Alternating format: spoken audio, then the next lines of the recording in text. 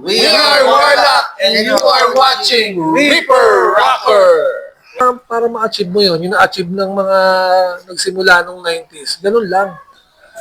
Bawasan yung kaangasan, tsaka tuloy-tuloy lang. Imbes na makipag-away ka dun sa mga kapwa mo banda lahat, dapat yan. Embrace natin yan, kahit anong genre pa yan. Ganyan yung bandang X ngayon. Magtotropa kami lahat dun. So, kasi lahat kami.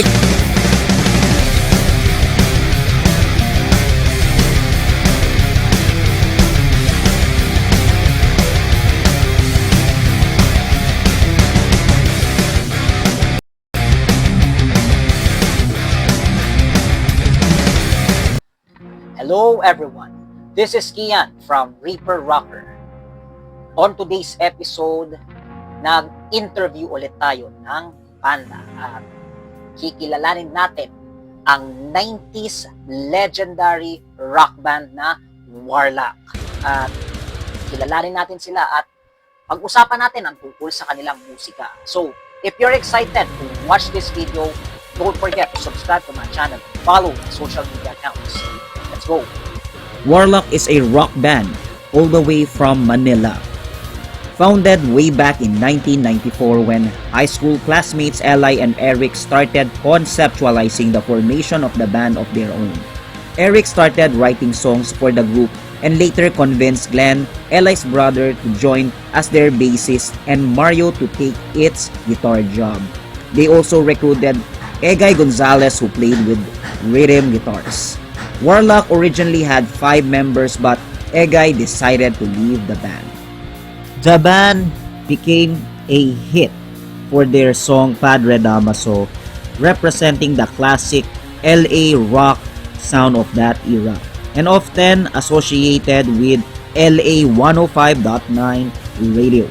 So nagkaroon ako ng pagkakataon na ma-interview ang bandang Warlock sa event ng Necropasti Production sa kanilang Christmas party event na ginanap sa Social House Makati. At dito, kilala ko mismo ang banda at lubos kong pinasasalamatan si Miss Nance Lorenzana ng Necropasti Production sa pagbigyan tayo ng pagkakataon na ma-interview ang banda. So, panoorin natin kung interview. Hello everyone, this is Kian from Reaper Rocker at ngayon ay makakasama natin ang bandang Warlock. So, magpakilala muna ang bawat miyembro.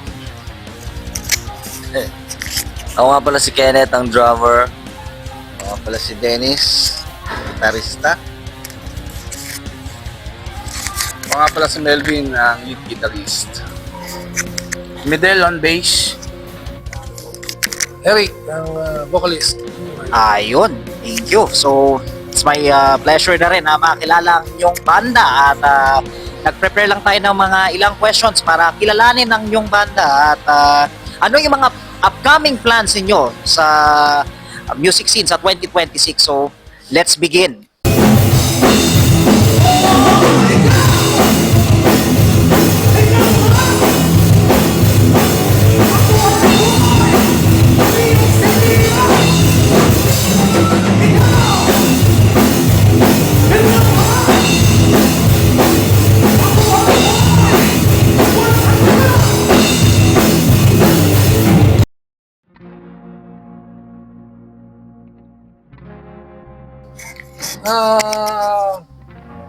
Warlock na buo way back 94 pa.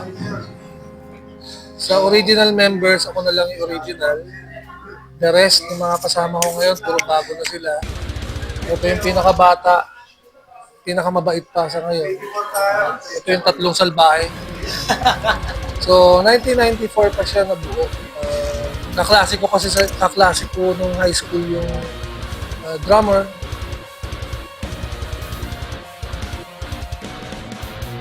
Bakit Warlock? Bago naging Warlock, may pangalan kami. May pangalan ng banda, Bastard Saints. Ang pangalan namin. Kinuha yan sa kanta ng Skid Row, sa lyrics ng isang nilang kanta. Bastard Saints sa kantang Pits and Jesus. Tapos, one time, nung nag-uusap kami, kung ano magandang ipangalan sa banda moving forward, sakto, nagiinuman kami sa tabi ng ilog, sa boundary ng Pandakan, tsaka Paco yun. Sabi ni si Robert. Ang pangalan ng street, Warlock. So, Warlock pa siya na English version, Warlock pa siya. So, tinagalog siya dahil eventually, meron palang foreign band na Warlock ang pangalan, heavy metal din. German, German band, German heavy metal band. So, tinagalog ko siya. Maging Warlock, as in Warlock na yun. Okay. Nice. Yun pala ang kaya pala nyo nabuo yung pangalang Warlock. No? Solid, kalsada lang pala yun sa Oo. sa lugar doon sa malapit sa border. Okay, ayos.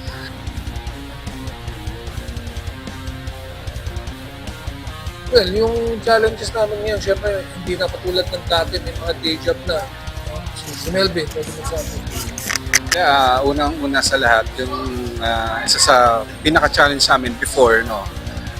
Malalayo yung namin location. Actually, kaming apat from Quezon.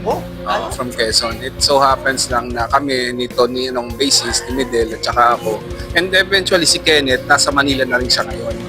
And then ako sa Cabuyao and then siya sa Santa Rosa. Ngayon, siya yung nasa Quezon, Lucena City. Pero lahat kami from Quezon province. Kasi before 2017 kasi kami nabuo itong version 2 ng Warlock. Yun yung naging challenge sa amin, paano kami magkikita-kita, paano kami mag-practice, paano kami magkakasama-sama. So yun yung naging Ako lang nasa Manila eh. Siya lang nasa Manila kasi dito. So yun, syempre, may mga word na itong dalawa kasi, nasa government sila, no, law enforcement. So minsan may tugtog pag nag-red alert. Siyempre, hindi pwedeng hindi puntahan yung trabaho. Minsan nakaka-cancel yung tugtog. Sila rin, ganun din. Si Kenneth, nung naging drummer namin siya, estudyante pa to eh. Ngayon, working na rin. So, ito ang pinaka-bata sa amin. Pero parang... Sige, share ka nga Kenneth. Yeah. Wala na. Yun lang po. Masaya naman dito sa grupo ng Warlock. Sila na po yung mga naging... Siyempre, kahit ang layo ng pinagagalingan nung una, Lopez, Quezon pa, 3 bayan na lang, Bicol na eh. Talaga. Nagkaroon ng mga investigasyon, naghirap na. Ayan, lagi nabiyahe pa luwas pag may gig. Minsan mas matagal pa yung biyahe kaysa dun sa Tugtog. After Tugtog, biyahe ulit na Quezon kung hindi pa po ako nag-graduate. So, yun. Ngayon naman, enjoy yan. Nandito na sa Manila, nakamotor naman, madali na pumunta sa gig. Katulad ngayon, kakagaling ko na ng duty, naka-black pants pa. Pero, question lang doon, follow up, no? So, di ka naman nahihirapan i-manage. Nung dati mong estudyante ka, hindi ka naman nahihirapan i-manage yung studies mo tsaka yung pagbabanda mo. Hindi naman po. Ayos. Pag lumabas na yung poster, wala na akong magagawa doon. Absent ko na talaga yun. Gagawa na lang ng paraan, no? Kaya naka-visit tayo ng estudyante sa Quezon rin ito. SK, dati po SK. Kumakot din. Buti hindi pa nasisilip yung mga contractor nun eh. Tama. Medyo. Tsaka talaga, nagpilit na magtapos kasi yung nanay nito, din sa... nila. Din nila si Mama mo. Oo, din nila mismo. Din ng Kenny, di ba? Yan, di ba? Yun. So, tsaka pinilit din namin na makatapos yan. Kasi So, nasabihan nanay nila. niya, dancer. Siya, drummer.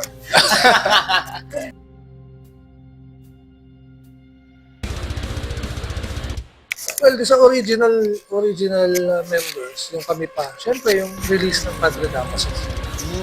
Diba? Kasi yung Padre Damaso nagbuhat sa amin. Yung kanta nga nakilala na hanggang sa ibang bansa eh. Pero kami bilang mga band member, hindi kami kilala eh. Kilala lang yung kanta. May kanta. Sa present composition ng banda, pinaka-memorable talaga yung tour namin. Hindi yan nagawa ng original members. Pero nung nabuo kami ng 2017, nakapag-tour kami 4 times sa Mindanao. Nag-tour kami sa Northern Luzon. Okay. Marami kaming narating. Tapos nakapag-record ulit kami ng bagong kanta, nakasama sa compilation. Tapos ito, tuloy-tuloy lang.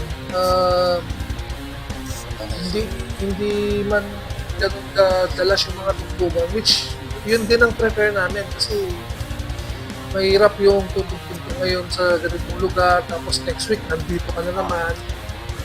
Hindi ka na panonoorin pero memorable pa rin yung bawat tugtugan. Tulad ngayon, may mga upcoming events. Hanggat may offer sa'yo na tumugtog ka, memorable pa rin. Masaya, gawa ng ito tulad ito, nagawa namin na yung gaya ng nabanggit nga ni Eric na magpunta sa iba't ibang lugar, ma-meet natin yung mga kaibigan natin na they were hoping before na makilala yung Warlock na ngayon nakilala nila. Eventually, naging kaibigan namin sila. Kaya hindi lang 4 times, parang 5 times na lang tayong nakarating dun sa sa Mindanao. Parang 5 times na rin. Davao Invasion. Oo, Davao. Yung first natin, 2018, yung Davao Invasion together with, sino-sino yun? Sky Church. Sky Church? Oo. Sky Church, Philippine Violator. The Stereo. Oo. Yun yung first time na makapunta kami sa Mindanao. And then, after that, yearly na kami bumabalik doon. And this year, hopefully, sa Visayas naman kami gaya. Tuloy na yun. Tuloy na yun, di ba? Cebu, Iloilo, and Bacolod. Oo. Nice.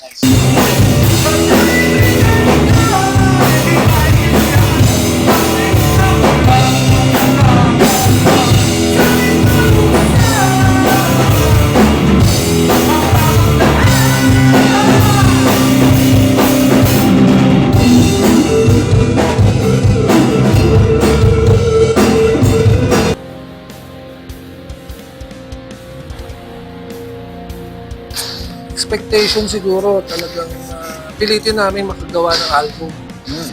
This year, actually, si Warlock, sa lahat ng mga nakasama namin,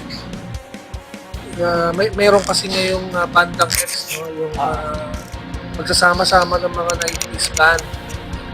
Sa mga tugtugan ganyan, ginawa nila Wendy, sa ni Remy ng Ako ang Iman.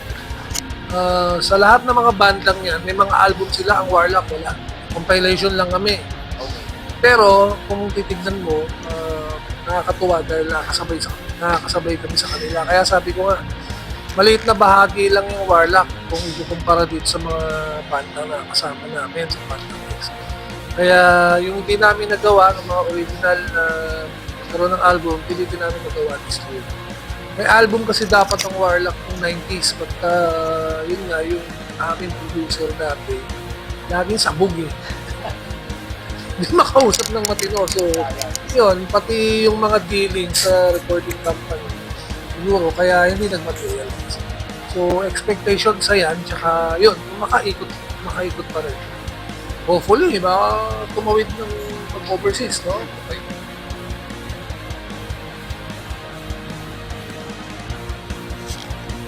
Obviously, wala sila nung 90s pa. Ako lang nandun. So, marami not to offend anybody, no, pero tulad ngayon, noong 90s, alas 4 na may tumutugtog pa. Kasi ang audience nandyan pa. May mga nag-uuwian na rin, pero hindi katulad ngayon na, di ba, maaga nagsisimula yung gig. Maaga rin umuwi yung mga banda. Unfortunately, yung mga banda, no, pagkatapos panoorin ng kapwa nila banda, umaalis na sila. Minsan kasi, ang audience naming mga banda, yung mga kapwa lang din namin banda dahil minsan hindi accessible yung lugar, ganyan. Maraming factor. Tsaka noong 90s, ang music pinaghihirapan. Walang auto-tune, walang cellphone, walang gadget, wala lahat. Ang gadget, yung gadget ng gitara, no? Sa recording, kaya mixing board pa ginagamit, wala pang computer. So, magdamag kayo nagre-recording pag nag-recording kayo kasi mixing board yan, manual. No? Hindi ka pwedeng mag-record na katulad ngayon, ang mga effects ng gitara nasa computer na. Mamimili ka na lang. So, tinitimpla yun. Medyo yung paggawa ng kanta ngayon, dumali. Yung ibang gumagawa ng kanta, nagtamad ka lang. So, makikita mo naman, gawa ng AI, kakapain, may ano na siya. So, walang composition na nagawa except for the lyrics. So, noon mahirap. Mahirap ang kanta, pinag-ihirapan, pinag-iisipan. Pag may schedule ng tugtugan o kaya rehearsal, walang cellphone. Hindi ka pwede magsabi na malilate ka. Hindi malalaman ng mga kabanda mo kung nasan ka na. Pag kailan mong ipaalam sa'yo na may schedule kayo, puntahan mo sa bahay yun. Pag di mo inabutan yung kabanda mo, hihintayin mo yun hanggang uwi. So, ganun kahirap. Saka, iba yung passion during the 90s. Ganun pa rin naman, ngayon, tulad ng mga tugtugan ngayon, mga magtutropa. Pero iba yung passion mo. Kaya, makikita mo yung mga banda ng 90s nandiyan pa. Ngayon,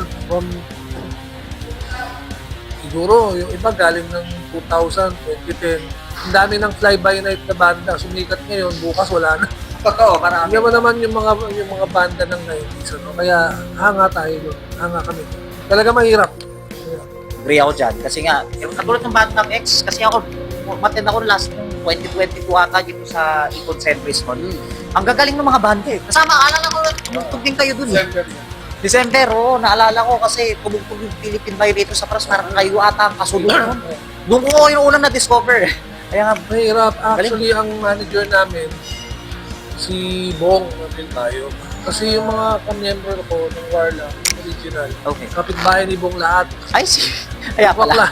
Yung kaklase ko, yun, kapitbahay niya si Bong, nasa isang street sila. Yung rhythm lang ang nahiwalay ng konti. Nasa kabilang kalsada siya. Pero mahirap noon. Tsaka pag may kanta ka na, hawak ka sa leg ng record. Yan, masunod yung gusto nila. Kung hindi, wala kang record, wala kang airplay sa radio.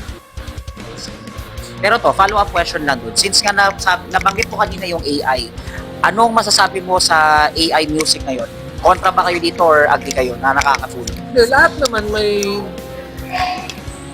pros and cons, may advantages at saka merong kung gagamitin mo yan for jingle or yung quick music, gamitin mo, why not? Pero kung gagamitin mo for a band na gagawin mo, ilalagay mo yan dun sa credits ng ng album mo, di ba? Ilalagay mo composed by ganito, di ba? Composed by Eric. Hindi mo composition mo. Composed by AI yun. So may pros and cons. Ito, Yan. sa lista eh. Ito yung mga thoughts din mo. Siguro, hindi mo kasi maaako na sa'yo yung kanta, di ba? Siyempre, basically, mas ma-appreciate mo yung isang kanta pag gawa mo. Di ba? Pag sarili mong gawa, kesa yung nagpagawa ka sa iba, hindi mo siya maaako na sa'yo. Hindi mo mapapagmalaki na sa'yo akong gumawa niyan. Di ba? Actually, Wala naman ako masasabi sa AI. Pero salamat sa AI, nag-battle kami nung nakaraan, champion kami ng ginamit. Yun yung ginamit namin sa Lopez. AI. Composition, mabilisan. Para dun sa festival. Yun lang. Pero okay din yung AI. Kaso, as a band niya, sabi ni Padre. Kasi kahit bata ako, mas gusto ko pa rin yung gawin ko sa rin yung tunog. Kaysa tunog nang galing sa ating road. Ako naman, gumagawa ako ng mga riffs, pero hindi ako umasa sa AI. Mas maganda pa rin yung sariling gawa. Medyo iba pa rin.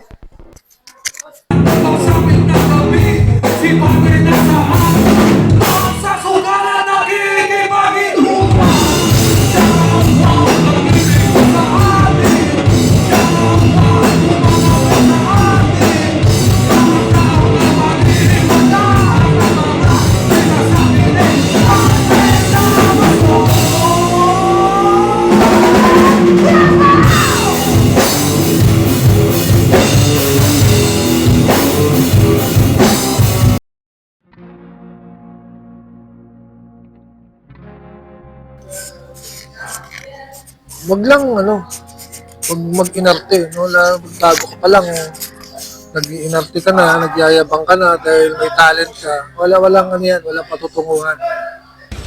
Marami kaming na-experience na, bagito lang silang banda pero nakikipag-agawan sa schedule. Gusto, mauna, gusto na sa gitna, hindi ubra sa kung ang goal mo long term na pagtugtog, long term na tanggalin mo yung ganyang mentalidad. No, hindi pwede yung maangas dito sa industriya na to, sa eksena. Unang-una, kami okay lang kami kasi medyo underground yung tugtugan namin. Pero ganun pa rin. I mean, mas okay dun sa mga mainstream kahit hindi naman malalaman ng manonood sa kanila na nagyayabang sila ng ganun. So sila, may mga pangalan nila. Pero yung mga baguhan, yung going mentalidad yan. Ano lang. Enjoy nyo, tapos yung mga pagsubok sa pagbuo ng banda, panindigan lang. Yung iba kasi napoprostrate. Hindi kami nakatugtog ng kasi hindi, tuloy nyo lang. Kahit konti na lang nanonood, tumugtog lang kayo. Diba, tulad kami ngayon, galing tayo ng tugtugan, medyo late na. Kaya nga sabi ko, diba, mga rockista ngayon ayaw na magpuyat. Noong 90s, alas 4 na, may nakasalang pa sa stage. Makukulit na yung mga tao. Sa Club Red niya, walang uwian. Sa Club Red, walang umuwi. Kesa umuwi sila, natutulog na lang dun sa, nakakita ka, parang gano'n, mga wasted na. Sa Mayrix, ganyan.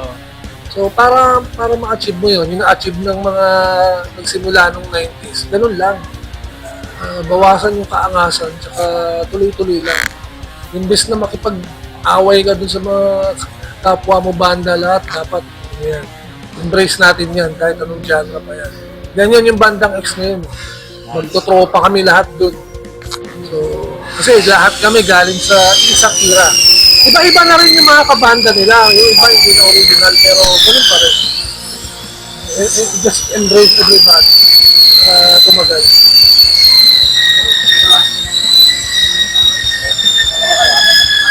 Ano lang, sa mga bagong banda keep on practice lang. Ayun, practice lang ang practice sa tulad namin. Minsan, araw-araw kami. Para ma-perfect lang yung pyesa. Yun lang. Baka pinaka-importante, gumawa kayo ng sarili nyong kanta. Huwag kayo mag-cover ng mag-cover para kayong show band. Wala natin against mga show band. Kaya lang may mga mayayabang na show band din. So, pero pagka tumanda na sila, hindi naman sila makikilala. Kasi ang kinanta nila, kanta ni Bon Jovi, kanta ni Axl Rose, wala silang sariling identity. Kaya mga bagong banda, gawa kayo ng sarili nyong kanta, huwag kayo manggaya. Be your own, be original.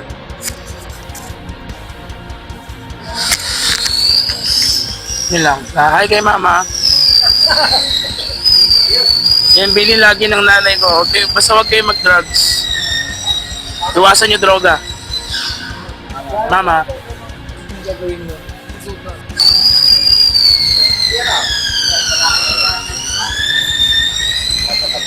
Isa lang ang matasabi ko at may papayo ko sa mga bagong banda. Bahala na kayo sa buhay nyo. Hindi, nasabi na nila lahat eh. Kasi ako, galing din ako sa pinagpayuan din ako ng mga ahead sa akin. So, yun lang din. Tuloy lang. Huwag lalaki ang ulo pag gumagaling. Mas magpakumbaba. At isa pang advice sa mga bagong banda, hindi naman na mahirap bumili ng gamit ngayon. Iwasan na natin yung maghiram sa mag-making. Bumili na tayo ng sariling atin. Kasi may sentimental yan sa sariling mga individual ng mga member ng band. Yan. Hindi naman sa pinagdadamutan, pero required na yan sa bawat isa. May hugot ka. Parang minsan nanghirap pa lang sa Nanghiram ka ng simbal. wala kang gawin. Hindi niya naman sinasadya niya yun. Pinayuhan yung sarili. Alright, so that was all of the interview that we had with Warlock. At muli, nagpapasalamat ako kay Miss Nance Lorenzana ng Nepropasti Production sa pagkakataon na ma-interview tong banda na to. At shoutout din sa bandang Warlock. At marami akong natutunan sa inyong musika at talagang pagpatuloy nyo ang inyong pagpapalaganap ng musikang bato sa music scene at marami pa rin ang mga nagtitiwala sa inyo. Kaya tuloy-tuloy lang. Let's check out the mosh spots that we could visit for the following days.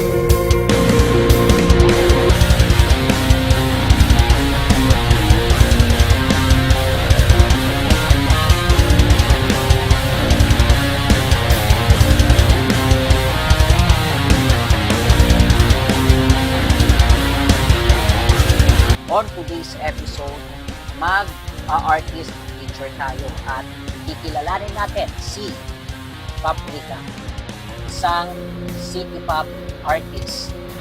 Alright, so that was all for the video for today, and let me know in the comment sections anong masasabi ko sa Tandang Tarlac. Feel free to comment down below, and if you like this video, don't forget to send a thumbs up and consider subscribing. Kita-kita tayo sa susunod na episode. This is Ian signing off. Rock on!